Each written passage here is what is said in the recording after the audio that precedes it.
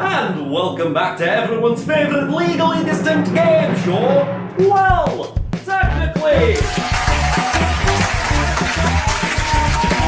Hello, and welcome back to Well, Technically, the only game show that takes pedantic nerds and pits them against one another in the quest for eternal bragging rights. I'm your host with the most, who don't like to boast, but my roasts are the best on the eastern coast, Tim! And with me as always, it's our analog informative assistant, Video Victor!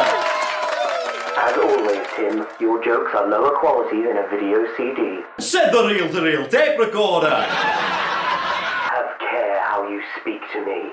I fought in the Betamax Wars. I was there when we stormed the beaches of Trinitron. And joining us in the studio today, please welcome our contestants!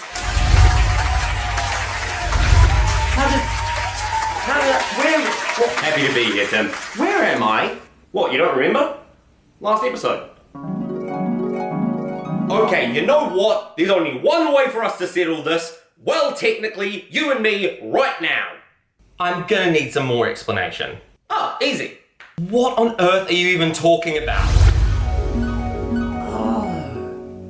Wait, then how come you're wearing different clothes? Style. I'm still very confused. You and me both, buddy. Our first contestant, you may recognize him as the host of the ongoing series Unstreamable. Please welcome Daniel! Wait, you have a name? Yeah, I mean, it's even on my... Wait, you're surprised I have a name? And taking a firm position over in the idiot corner, he's been previously referred to as the flamboyant uncle character, loves to correct people. Please put your hands together for Dean! Oh, just like that guy from Supernatural. We do not speak of supernatural. Oh. Now, as I'm sure you both know, the rules of this game show are very simple. No, I have absolutely no idea what the rules are.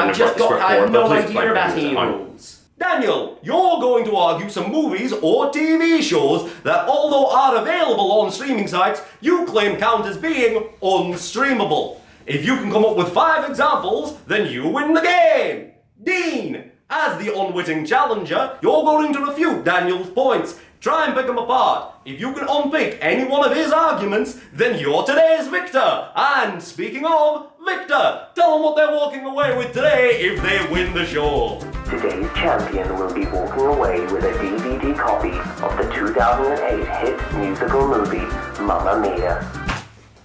If you want a fun way to kill an afternoon, go into your local op shop and head to their DVD section. I guarantee you there will be at least one copy of the movie Mamma Mia in there. Try and see how many you can find in one place and stack them all together. These DVDs are everywhere. Hang on a minute, how are you able to be sitting there editing the video that we're already a part of? What? Wait, how are you able to stand there filming the camera that we film everything on?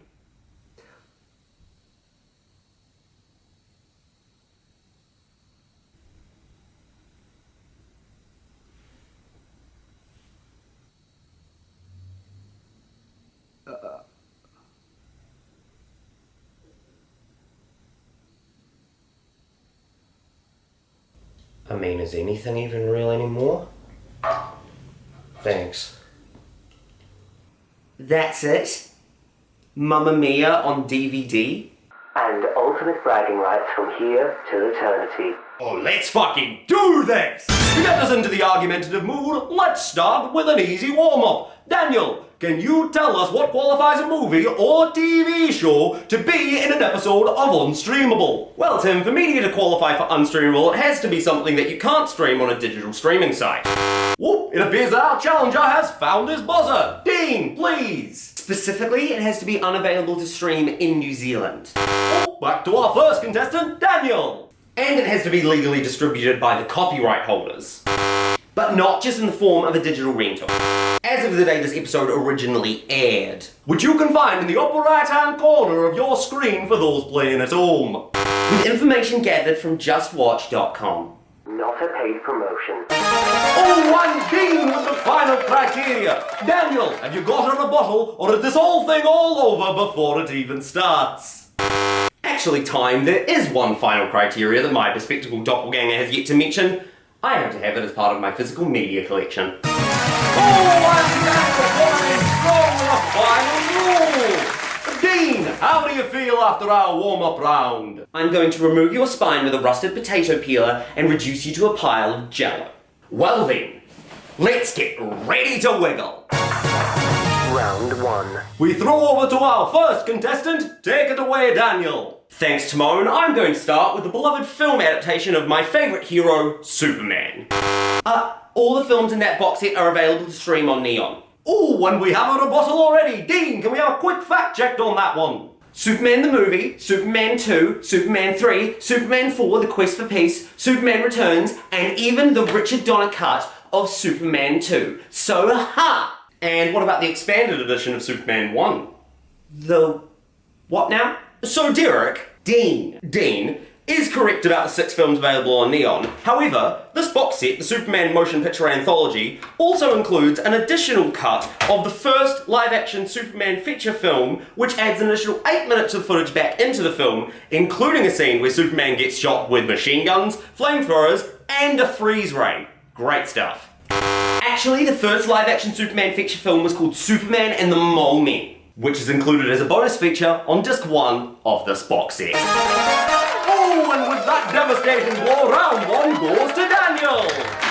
Fuck! Well, you know what they say, if you can't stand the heat, get out of the tunnel. No, that's not the saying. Daniel is referencing a line from the expanded version of Superman the movie, as stated by Lex Luthor. Oh, one insult and a reference all in one. Dean's really gonna have to bring it to win it as we continue into... Round 2. Alrighty then. Daniel, can you go 2 for 2? Timothy, I can absolutely do that for you. Let's talk Fantastic Four. Ooh, sorry to cut you off there, Daniel, but due to the nature of same-title reboots, we're gonna need you to be a tad more specific about which Fantastic Four film you mean. Oh, the first one. The one from 1994 then? Okay, no, the, second one? So you're referring to Fantastic Four, Rise of the Silver Surfer? No, the one where they fight Dr. Doom. Still doesn't narrow it down. Not Fan-Four-Stick, never Fan-Four-Stick. It's the Fantastic Four. The Fantastic Four First Steps does not have a physical media release in New Zealand. Boo! Everything should be invisible. Cowards. Fantastic Four, released in 2005, starring Ewan Griffin, Jessica Alba, Michael Chiklis, Chris Evans, and Julian McMahon.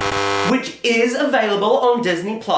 Yes, but did you know that there is an extended version of the film? As if that film needed to stretch any longer.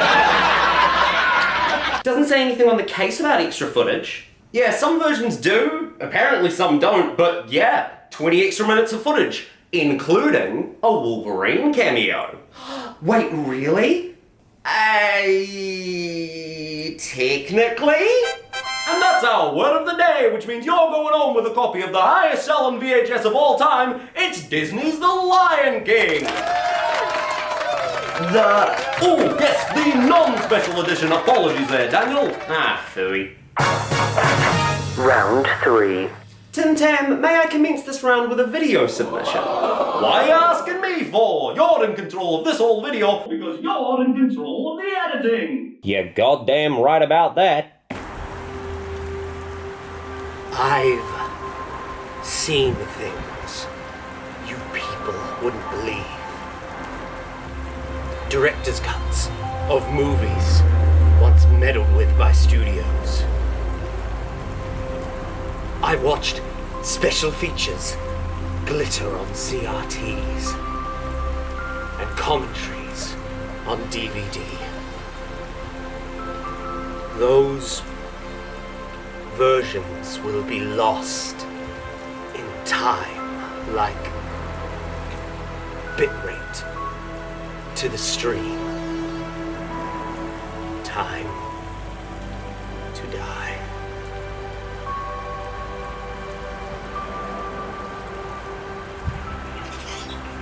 I never knew what he meant by that.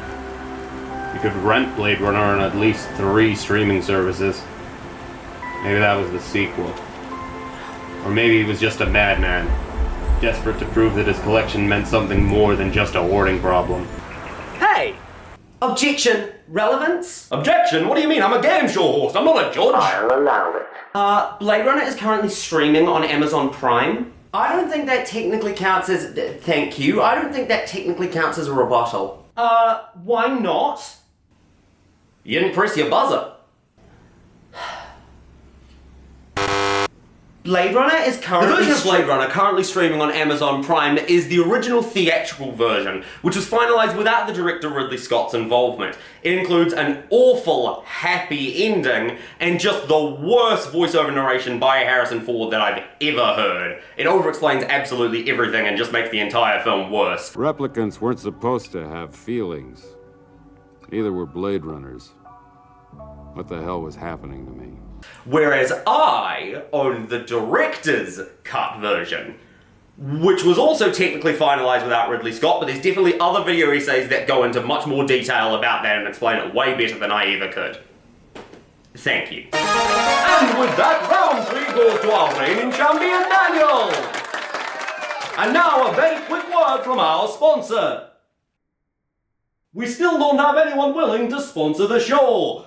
Dean's gonna have to work incredibly hard not to make himself look like a complete and utter ass as we go into the next round. You're making me angry, Dan. And with that last word, you ignited every single nerve ending throughout my entire body, so let's get down to business. To defeat the Huns.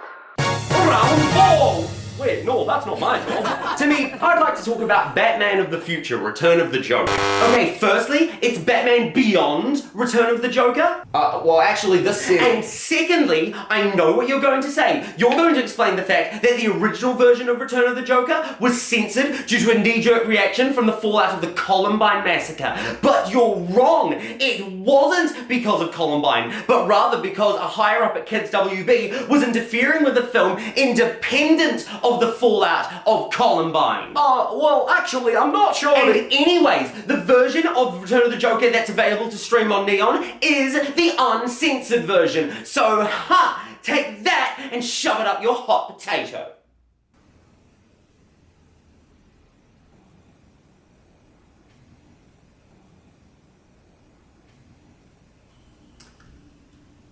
This is the censored version. You fucking... Tensions were very high in the studio that day, and ultimately I think I let my anger get the better of me.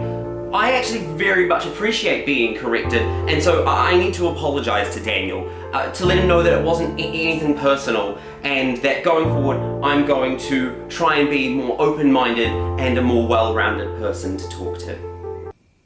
I fucking hate that guy. Final round. Alrighty, Daniel, now this is what we've all been building to, my lad. Can you name for $10,000, We do not have that in the budget. for $500, I thought all we won was Mamma Mia. for a singular DVD copy of Mamma Mia, can you name a 5th piece of media that is technically unstreamable? Okay, Daniel, this is it. This is the one that everyone's been waiting for. This is your chance to settle this whole matter once and for all by talking about the one, the only. Anastasia sing-along?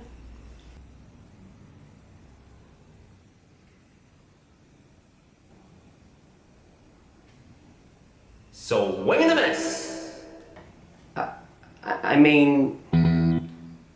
Anastasia is on Disney Plus.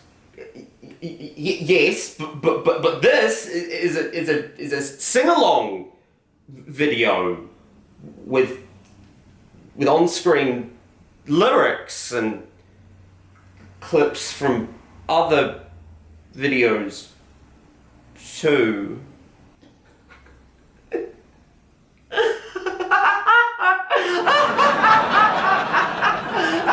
Is that really how you're going to bring this home? It just seems so low. Oh, this is a win in and of itself. That's some weak shit, bro. Alright, I didn't want to have to do this. Then why did I write that line? But you know what? Let's finish with a bang. let's talk Star Wars. You wouldn't. Timony, I'm going to need my collection for this. May I? Go right ahead! Thanks. Witchcraft! So despite trying to curate my collection, really? I said trying! I've still ended up with a few movies doubled up on different formats. Usually that'll be because it's a childhood VHS that I've then later gotten on DVD. Although there are a few that I've managed to go straight from VHS and jump right up to Blu-ray. And then there's Superman Returns, which is unique in the fact that it's the only one that I own exclusively on DVD and Blu-ray due to its inclusion in the Superman Motion Picture Anthology. Hey, can you guys see all of these examples? Yeah? Well, actually just over here, mate. Brilliant. But despite all of these double-ups, there are only 2 film series I own that have achieved the rare Triple Crown status of being owned on VHS, DVD, and Blu-ray. And, what about VCD? Shadow Realm. First, we have the Lord of the Rings trilogy, and yes, while there are differences between the original theatrical versions and the extended cuts of the films, both are currently available to stream on Neon, and they are well signposted that they are different versions of the film. There's no false advertising here. Which only leaves... Graham, you're on flat. Oh, sorry. I don't have the time to fully get into how much Star Wars has shaped my life throughout the years, but I will say that I am incredibly proud to own every single one of these copies, and I wouldn't trade them for the world. So let's just talk about Episode 4, A New Hope, or as it was originally called when it was released, just plain old Star Wars. This 1995 VHS copy of the film is the original theatrical cut of the film, as it was released into theatres in 1977. But that being said, it is a very different version of the film than this 2004 DVD version of the film, and not just in the usual way of removing pan and scan and updating the visual fidelity. This has new scenes, this has new effects shots. For some reason the whole film looks more magenta now, and it has a different runtime, 120 minutes as opposed to the original 116 minutes. And if that annoyed you, get ready to be blue in the face. Or should I say, Blu-ray in the face. Digital rocks, greenish lightsabers, different sound effects. And you know what the real kicker is? He's back! Get him! The real kicker is, none of these versions are the one that's streaming on Disney+. They changed it again! Different clouds! The land speed is driving on the right now! McClunky! Gesundheit. Star Wars has been tweaked so much that I could legally play the 4 copies I have access to all at the same time, and they would all be different. Probably should have synced these up. None of the physical mediums match, and none of them are available to stream. But... No, that doesn't... that doesn't mean... Final nail in the coffin? The same is also true for The Empire Strikes Back, Return of the Jedi, and if we're counting digital video noise reduction and opening logo changes, then the entire prequel trilogy as well. We have a winner, ladies and gentlemen, all the way around, in between and underneath. Congratulations. As mentioned previously, you walk away with both ultimate bragging rights and a DVD copy of Mamma Mia. Congratulations, Daniel, and thank you for playing. What are you gonna do to celebrate? Thanks, Tim. You know what? I think I'm gonna celebrate by rewatching something else that isn't available on streaming, and that's the original Wiggles TV show from 1998. This DVD holds a special place in my heart. It was one of the very first things I ever bought with my own money from, well, birthday gift money from a family member. But it is on streaming. The entire first season is on YouTube. Unofficial uploads do not count. But official ones, by the copyright holder, do. Your words, not mine. And it has to be legally distributed by the copyright holders. Wait. Really? So, You're wrong. And I win. Hang on. I think he's right. He did correct you, Daniel, and that means that we have a brand new... Guys, Daniel has already gone. What? Wait, where's he gone?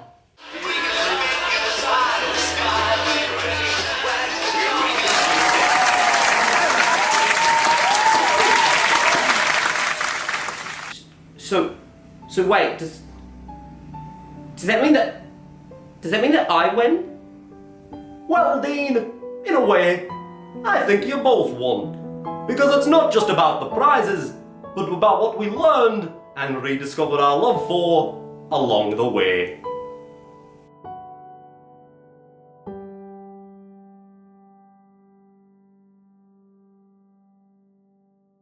It does feel weird that I'm not ending this with a joke, but honestly, I kinda like it.